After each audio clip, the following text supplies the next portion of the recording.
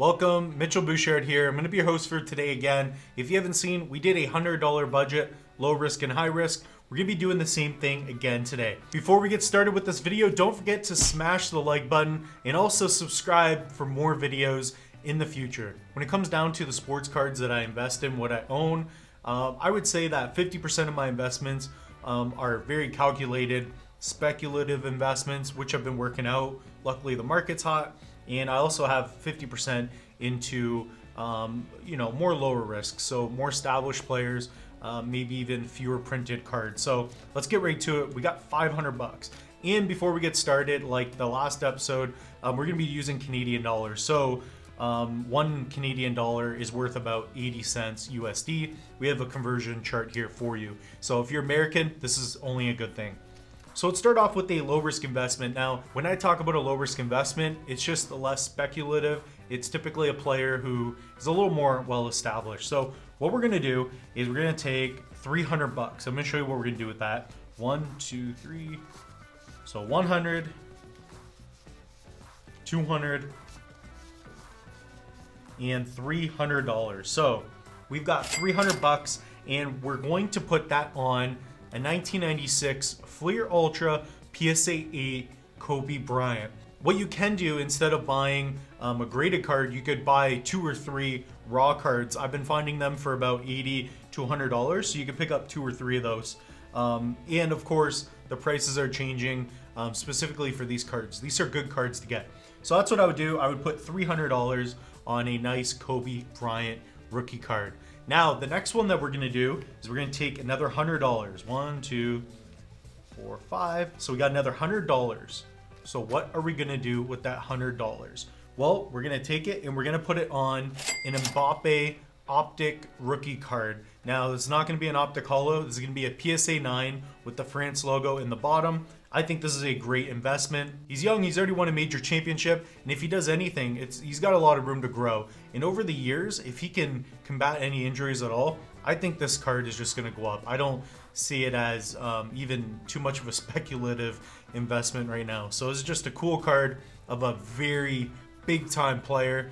He scored 3 goals the other day, so I like him. I got a couple of his rookie cards, not this one specifically, but for the budget, it seems to work out quite well. So then we have $80 left. What would I do with the $80? Well, we're gonna take $50 and we're just gonna put that in our cash. So this, we're just gonna put a little money logo. We're gonna hold cash. The main thing is you don't wanna lose money. And at $500, you could at least save 10% of your money. I would just have that ready specifically for when something comes up on Kijiji or Facebook Marketplace. Or if you're browsing eBay and you see a good deal, you could throw this into your PayPal or something like that. Then you have a bit of cash on hand and you're ready for it. So we still have $30. What would I do with that? Well, I would get a pack, or I would get like a tin or maybe even a blaster box if you can, get one for $30, like at a Walmart or something. That could be some packs of cards individually, and then you could just hold on to it for a year or two. You're gonna want some patience with all these cards, but that's why it's a low risk investment. So that's what I would do if I had $500 today. The main thing you want to remember is you don't want to lose any money. So the more money you put into the cash is probably a good idea. And the more amount of patience you have is going to be better, because when something comes up, you're going to be ready for it. Even if there's a good deal on a card and you don't have cash or any money ready, you're not going to be able to make that deal. You're not going to be able to persuade that person or make a deal if you don't have any money in the first place. So that's what I would do. That's how I would spend $500 on a low risk sports card investment. So now what we're gonna do is go over a $500 high risk investment. So this is gonna be a little more speculative. We're going to implement more risk. However, we could have much more upside in the short term if this pans out. So what would we do? We're gonna take 1, 2, 3, 4, 5, 6, 7, 8, 9, 10. So we're gonna take $200. Okay, so we take 200 plus 50. So we got $250 we're gonna put on Joe Burrow.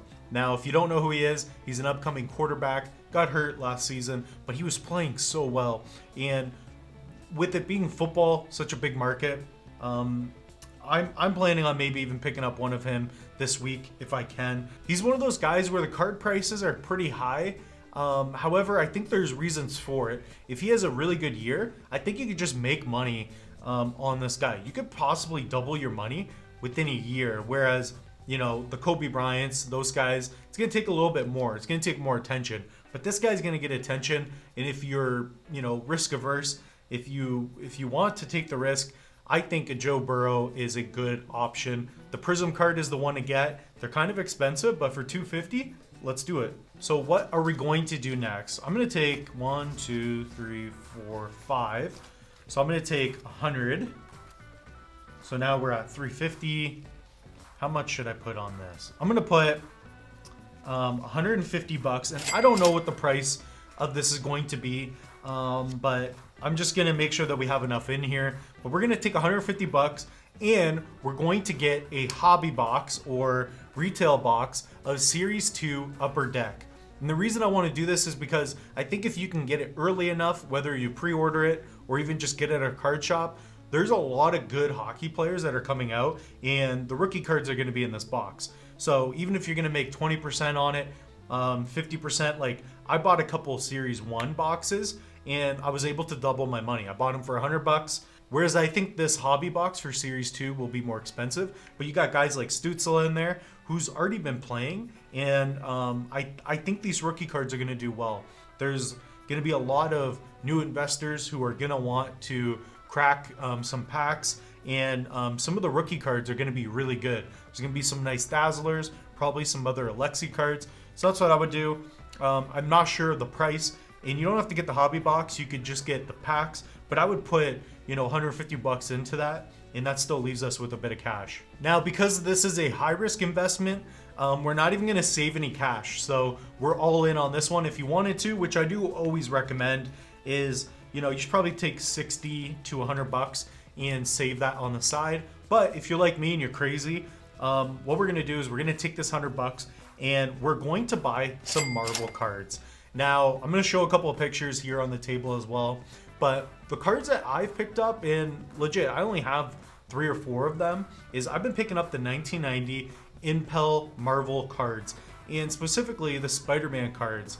I was getting them and I've seen the price go up, but you can acquire these cards for, you know, 10 to 15 bucks Canadian shipped to you. I think there's a lot of value in getting them, holding them, and then grading them. So that's what I would do. You could probably pick up, you know, 1 to 5 cards depending on the condition. So do your research, and we're not telling you to get any of these cards. We're just giving you some options. So that's what I would do. Low risk, high risk, 500 bucks. Also, don't forget, we have a Facebook group called @RedCapeSports. So we would love for you to check out that group. It is on our homepage on our YouTube channel in the top right corner. We also have a course there.